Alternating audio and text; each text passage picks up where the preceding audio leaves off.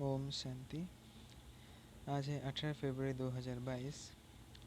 प्यारे बाबा बोले, मीठे आज्ञाकारी बच्चे, तुम्हें सदा अतीन्द्रिय सुख में रहना है, कभी भी रोना नहीं है, क्योंकि तुम्हें अभी ऊंचे ते ऊंचा बाप मिला है।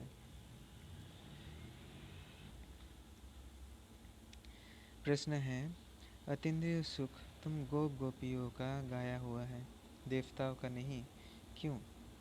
उत्तर है, क्योंकि तुम अभी ईश्वर की संतान बने हो, तो मनुष्य को देवता बनाने वाले हो। जब देवता बन जाएंगे तब फिर उतरना शुरू करेंगे, डिग्री कम होती जाएगी, इसलिए उनके सुख का गायन नहीं है। ये तो तुम बच्चों के सुख का गायन करते हैं। गीत है मुझको सहारा देने वाले। ओम शांति। ये एक ने कहा या दो ने कहा, क्योंकि बाप भी है तो दादा भी है, तो ये ओम शांति किसने कहा? कहना पड़े दोनों ने कहा, क्योंकि तुम जानते हो दो आत्माएं हैं, एक आत्मा है, दूसरी परमात्मा है। इन सब को जीवात्मा कहा जाता है। तुम आत्माएं भी यहाँ पाठ बजाने आए हो, दूसरे धर्मों की बात ही नहीं। बाबा भारत में ही आते हैं, भारत ही बर्थ प्लेस है। शिव जयंती भी मनाते हैं, परंतु वह कब और कैसे आते हैं ये किसको भी पता नहीं है। शिव तो निराकार को कहा जाता है, उनकी पूजा भी होती है, शिव जयंती भी मनाते हैं। जो पास्ट हो गया है वो मनाते हैं, परंतु जानते नहीं कि वो कब आए, क्या करके गए। अब तुम बच्चों को तो सब कुछ पता है, तुम कोई से भी पूछ सकते हो कि ये किसकी रात्रि मनाते हो। मंदिर में जाकर पूछो ये कौन है, इनका राज्य कब था, परमपिता परमात्मा के साथ तुम्हारा क्या संबंध है, उनके साथ किसका संबंध है। ज़रूर कहेंगे सबका संबंध है, वो सबका परम पिता है, तो ज़रूर पिता से सबको सुख का बरसा मिलता होगा। इस समय दुख की दुनिया है, भल नई इन्वेंशन निकालते हैं, परंतु दिन प्रतिदिन दुख की कलाएं तो बढ़ती ही जाती हैं, क्योंकि अब उतरती कला है ना। कितनी आफतें आती रहती हैं, मनुष्य को दुख देखना ही है। जब अति दुख होता है तो त्राही त्राही करने लगते हैं, तब ही बाप आते हैं। इस समय सब मनुष्य मात्र पतित है, इसलिए इनको विशेष वर्ल्ड का कहते हैं। वहाँ सतयुग में दुख होता ही नहीं। तुम बच्चे समझते हो कि ये ड्रामा बना हुआ है। इस समय सभी रावण अर्थात 5 भूतों के वश हैं, यही दुश्मन है। दुख की भी कलाएं होती है ना। अभी तो बहुत तमो प्रधान हो गए हैं, क्योंकि विष से ही तो सब पैदा होते हैं। दुनिया को तो मालूम नहीं कि वहाँ विष होता ही नहीं है। कहते हैं वहाँ बच्चे तब कैसे पैदा होंगे। बोलो, तुम पहले बाप को जानो, उनसे बरसा लो, बाकी वहाँ की जो रस्म रिवाज होगी वही चलेगी। तुम क्यों ये संशय उठाते हो? कोई ने प्रश्न पूछा कि शिव बाबा जब यहाँ है तो फिर वहाँ मूल वतन में आत्माएं होगी। ज़रूर, यहाँ वृद्धि होती रहती है तो आत्माएं है ना, परंतु पहली पहली मूल बात है बाप और वर्षे को याद करना है। इन बातों से तुम्हारा क्या मतलब? तुम्हारे जब ज्ञान चक्षु खुल जाएंगे फिर कोई भी प्रश्न पूछने का रहेगा ही नहीं। बाप कहते हैं मुझे याद करो और वर्षे को याद करो। सिर्फ मुक्ति पाने चाहते हो तो मनमना भव, राजाई चाहते हो तो मध्याजी भव। तुम बच्चे जानते हो कि हमको पढ़ाने वाला कौन है। इस चैतन्य डिब्बी में चैतन्य हीरा बैठा है, वो सत बाबा भी है, परम आत्मा ही शरीर से बोलते हैं। कोई मरता है तो उनकी आत्मा को बुलाया जाता है। उस समय ये ख्याल रहता है कि हमारे बाबा की आत्मा आई है। जैसे कि 2 आत्माएं हो गई, वो आत्मा आकर वासना लेती है। यूँ तो है सब ड्रामा, परंतु फिर भी भावना का भाड़ा मिल जाता है। आगे तो ब्राह्मणों में कुछ ताकत थी, आकर बातचीत करते थे, रुचि में खिलाया जाता था। ये ज्ञान तो नहीं है कि वो आत्मा है। आत्मा तो वासना लेती है, बाबा तो वासना भी नहीं लेते हैं, क्योंकि वो तो अभोक्ता है।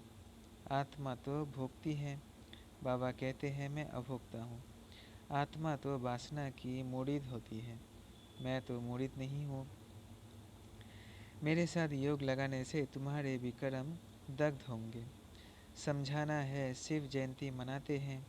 शिव तो निराकार है, जैसे आत्मा की भी जयंती होती है। आत्मा शरीर में आकर प्रवेश करती है। शिव ही पतित पावन है, जिसका ही आह्वान करते हैं कि आकर इस रावण को दुखों से लिबरेट करो। इस समय 5 विकार सर्वव्यापी है, आधा आधा है ना। जब रावण राज्य शुरू होता है तब और धर्म आते हैं। सबको अपना अपना पार्ट बजाने आना है। मैं आता ही यहाँ हूँ। अब तुम बच्चे जानते हो, इस चैतन्य डिब्बी में कौड़ी से हीरा बनाने वाला बाप बैठा हुआ है। वही सच्चित आनंद स्वरूप है, ज्ञान का सागर है। तुम अभी जानते हो, बाप याद दिलाते हैं तो याद करते हैं, फिर भूल जाते हैं, क्योंकि वह पोप आदि जो है उनको तो चैतन्य शरीर है, नामी ग्रामी है, उनकी कितनी महिमा होती है। यहाँ तो ये डिब्बी में छिपा हुआ हीरा है, कोई जानते ही नहीं कि वो एक ही बार आते हैं। बच्चे तो जानते हैं कि बाबा इनमें बैठा है। ये हमारा सत बाबा सत टीचर भी है। यह पाठशाला है ना। तुम्हारे में भी कोई भूल जाते हैं, चलन से सब कुछ पता लग जाता है। कोई बच्चे तो थोड़ी परीक्षा लेने से फां हो जाते हैं। नहीं तो बच्चों को कहना है, जो खिलाओ, चाहे मारो, चाहे प्यार करो। सपूत बच्चे तो आज्ञाकारी होते हैं। बाबा कहते हैं, बच्चे कभी भी रोना नहीं है। तुम्हारा इतना बड़ा बाप और साजन है, उनके बनकर फिर तुम रोते हो। मैं तुम्हारा बड़ा बाप बैठा हूँ। माया नाक से पकड़ती है तो तुम रोते हो। गायन भी है, अतीन्द्रिय सुख गोप गोपियों से पूछो, परंतु माया भुला देती है। बाप पर कुर्बान जाए, बलिहार जाए, वो अंदर याद रहे तो खुशी हो। तुम बच्चे अभी जानते हो, बाबा सच्चा सच्चा इंद्र है। वो पानी का वर्षा बरसाते बरसाने वाला इंद्र नहीं, ये ज्ञान इंद्र है। इंद्रधनुष निकालता है, उसमें रंग तो बहुत होते हैं, परंतु मुख्य 3 होते हैं। बाबा तुमको इस समय त्रिकालदर्शी बनाते हैं। त्रिकालदर्शी अर्थात आदि मध्य अंत को जानने वाला, अर्थात स्वदर्शन चक्रधारी, तीनों कालों को जानने वाला। यह बातें तुम अपने से ही मिलाएंगे। तुम बच्चे जानते हो कि ये इंद्र सभा है, इसलिए बाबा लिखते रहते हैं, कोई भी भिखारी मूतपरीति मेरी सभा में ना हो। तुम भी ज्ञान डांस करने वाली पड़िया हो। ज्ञान इंद्र का पड़ियों को फरमान है। कोई विशेष अर्थात भिखारी आदमी को यहाँ नहीं लाना। तुम बच्चों के पास विशेष ही वाइसलेस बनने के लिए आते हैं, परंतु मेरी सभा में नहीं लाना है। कायदे भी है ना। वैसे तो मैं यहाँ बहुतों से बातचीत करता हूँ। ईमानदार सपूत अच्छा बच्चा है तो लब जाता है, जैसे गांधी के लिए सबको लब है। काम तो अच्छा किया ना। इस बने बनाए ड्रामा को भी समझना है, ये हूबहू रिपीट हो रहा है, कोई का दोष नहीं है। रावण को तो सभी को भ्रष्टाचारी बनाना ही है। इन सब बातों को तुम बच्चे ही जानते हो, और क्या जाने। पतित पावन कहते हैं, कुछ भी समझते नहीं हैं। तुम तो वही हो जिन्होंने कल्प पहले भी बाबा को मदद की थी। सतयुग में ये थोड़ी मालूम रहेगा कि हमने यह राज्य कैसे लिया। अब तुम जानते हो यह बेहद का बाप कितनी बड़ी आसामी है। बाप ही भारत को कौड़ी से हीरे जैसा बनाते हैं। स्वर्ग में एक ही आदि सनातन देवी देवता धर्म था, अब फिर से उसकी स्थापना हो रही है। सारी दुनिया में शांति स्थापन करना ये तो परमपिता परमात्मा की रिस्पॉन्सिबिलिटी है। वो बाप ही आकर सबको धन का बनाते हैं, समझाते हैं तुम निधन के क्यों बने हो। रावण राज्य कब से शुरू हुआ है तुम जानते नहीं हो। रावण का बुद्ध बनाकर जलाते रहते हैं। इस समय भक्ति मार्ग की उतरती कला है। राम राज्य तो सतयुग को कहा जाता है। तुम इस समय हो ईश्वरीय औलाद, क्योंकि कला कम होती जाती है। इस समय तुम्हारे में बड़ी रॉयल्टी चाहिए। तुम हो मनुष्यों को देवता बनाने वाले। अतीन्द्रिय सुख भी गोप गोपियों का ही गाया हुआ है।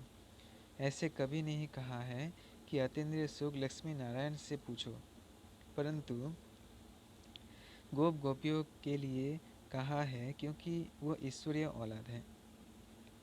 देवता बनते हो फिर डिग्री कम हो जाती है। राजाएं कितना दबदबे से चलते हैं, परंतु है तो सब तमो प्रधान। तुम्हारे पास चित्रों में ब्रह्मा का चित्र देखकर बहुत मनुष्य मूझते हैं, तो तुम बच्चों के पास लक्ष्मी नारायण का चित्र एक त्रिमूर्ति सहित है। एक बिगर त्रिमूर्ति के भी है, उनमें सिर्फ शिव दिखाया हुआ है, तो तीनों रखना चाहिए। अगर कुछ ब्रह्मा के लिए बोले तो कहो किसके शरीर में आवे। ब्रह्मा सरस्वती ही लक्ष्मी नारायण बनते हैं। ज़रूर ब्रह्मा तन में ही आवे तब तो ब्राह्मण पैदा हो, नहीं तो इतने बच्चे कैसे हो सकते हैं। ये ब्रह्मा के बच्चे ब्रह्मा कुमार कुमारियाँ हैं। तुम भी ब्रह्मा कुमार कुमारी हो। प्रजापिता बिगर सृष्टि कैसे रचेंगे। ये अब नई सृष्टि रच रहे हैं। हो तुम भी, परंतु तुम मानते नहीं हो। अगर अभी ब्राह्मण नहीं बनेंगे तो देवता भी नहीं बन सकते। ये भी समझते हैं यहाँ आएंगे वही जिनका सैपलिंग लगना होगा। बाप कितना अच्छी रीति समझाते हैं। बाबा हर एक की अवस्था को भी जानते हैं। कोई किस चीज़ का भूखा, कोई फैशन का भूखा। बाबा से आकर पूछो, बाबा हम ठीक चल रहे हैं, ये हमारी बात राइट है या रॉन्ग। तो भी समझे कि इनको डर है। देखो गांधी जी को सभी ने कितनी मदद दी, परंतु उसने खुद नहीं खाया, सब देश के लिए किया। वो गांधी तो फिर भी मनुष्य था, ये तो बेहद का बाबा है। शिव शिव बाबा तो दाता हैं, सब बच्चों के लिए ही करते हैं। पूछा जाता है तुम 1 रुपया क्यों देते हो। कहते हैं शिव बाबा को देते हैं 21 जन्मों का वर्षा पाने के लिए। ऐसे कोई नहीं समझे तो मैंने दिया, मैं तो 21 जन्मों का वर्षा लेता हूँ। बाबा तो गरीब निवास है, 21 जन्मों का वर्षा देते हैं, ये बुद्धि में रहे। सब कुछ बच्चों के काम में आता है। गांधी भी काम में लगाते थे, अपने लिए कुछ भी इकट्ठा नहीं किया। अपने पास भी जो कुछ था वो दे दिया। देने वाला कभी खुद इकट्ठा नहीं करता। सन्यासी छोड़कर चले जाते हैं, फिर आकर इकट्ठा करते हैं।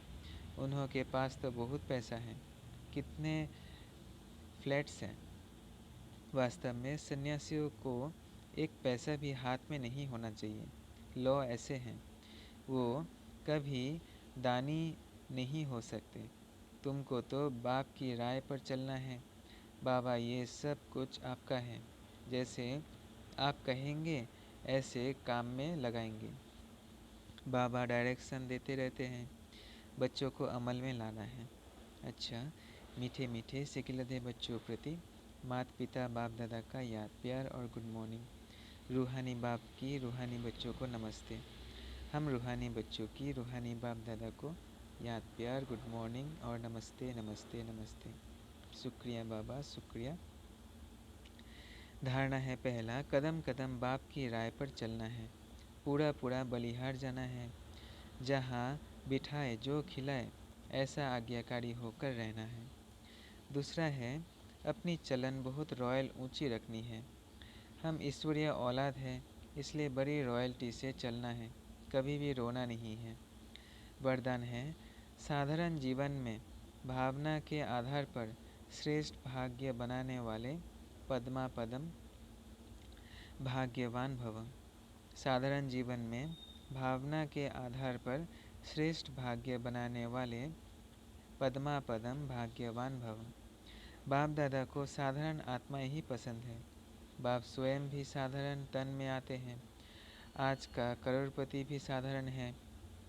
साधारण बच्चों में भावना होती है और बाप को भावना वाले बच्चे चाहिए, देह भान वाले नहीं। ड्रामा अनुसार संगम युग पर साधारण बनना भी भाग्य की निशानी है। साधारण बच्चे ही भाग्य विधाता बाप को अपना बना लेते हैं, इसलिए अनुभव करते हैं कि भाग्य पर मेरा अधिकार है। ऐसे अधिकारी ही पद्मा पदम भाग्यवान बन जाते हैं। स्लोगन है, सेवाओं में दिल बड़ी हो तो असंभव कार्य भी संभव हो जाएगा। सेवाओं में दिल बड़ी हो तो असंभव कार्य भी संभव हो जाएगा। अच्छा, ओम शांति ओम शांति ओम शांति।